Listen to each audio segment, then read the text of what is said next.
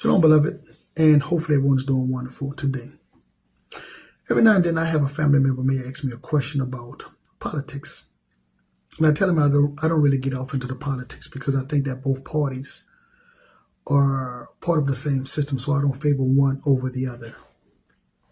And when you look at this historically, the system that's been put in place was really designed to keep my people at a disadvantage, even at the expense of their own people.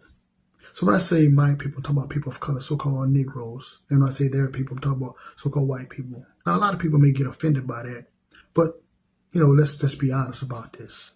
The reason why there's no universal health care in this country is because if they give it to so-called white people, then that means you have to give it to my people as well. The same thing with a free college education. Same thing. In fact, when you look at social services, right, that's why we have access to social services, because their people get it. And the crazy part about it is they will say that my people use it or abuse it, but the data shows that, no, they use and abuse it more than anybody. But again, this is what happens when you have a society that is built upon hatred and lies. But dealing with the politics, right? It was crazy about this is my people generally vote more liberal, right? They vote on the Democratic side more in most cases. Even though we really live our lives more conservative, right?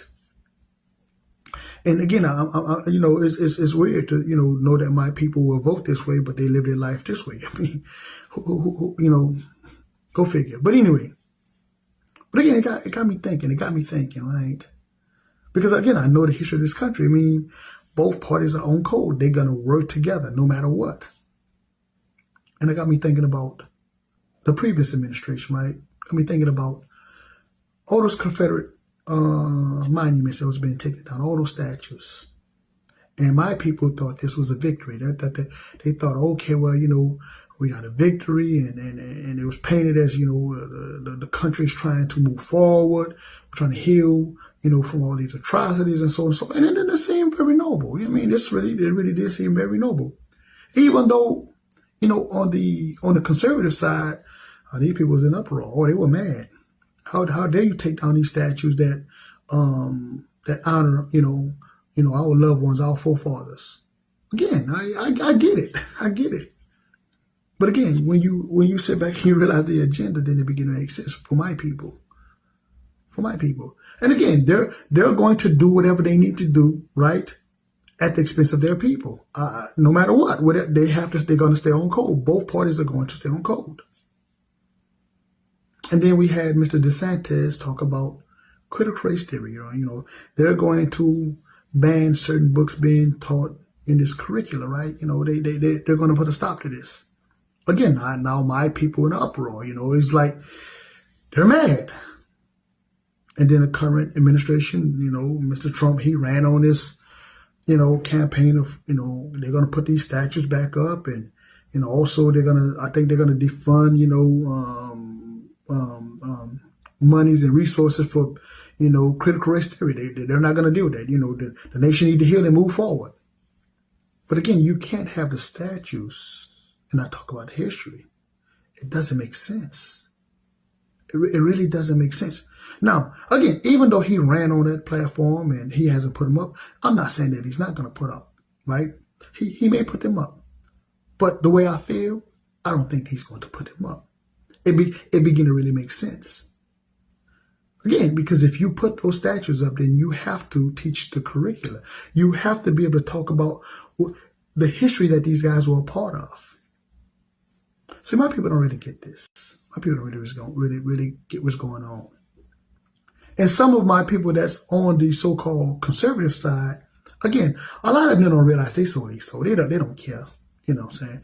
My people that's on the Democratic side, they just lost. They just want to fit in. But both of them are trying to fit in. They really don't care. Because if you talk about this book right here, this book is about a liberation of a people that were oppressed, a people that were colonized. What have this country been known for? Oppressing people and colonizing. Again, when you start really looking at this, right? This system, these people are getting rid of evidence, and you're helping them get rid of the evidence. This is why they're saying they're not going to teach the curriculum. They're going to remove funding from any institution that really teach this. And if they don't teach it, and you're not willing to teach it because you're trying to send your children to these institutions, right? Again, you have to follow by the rules.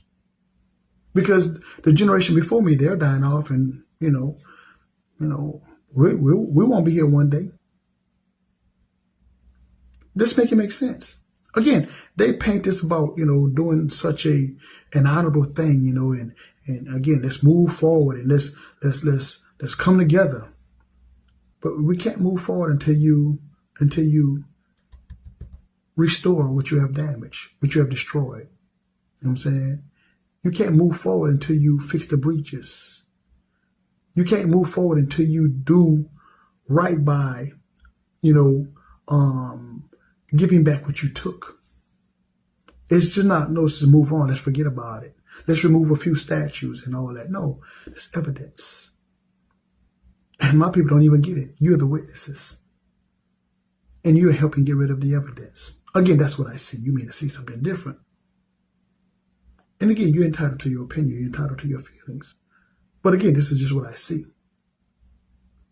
With that being said, as usual, peace, love. Shalom.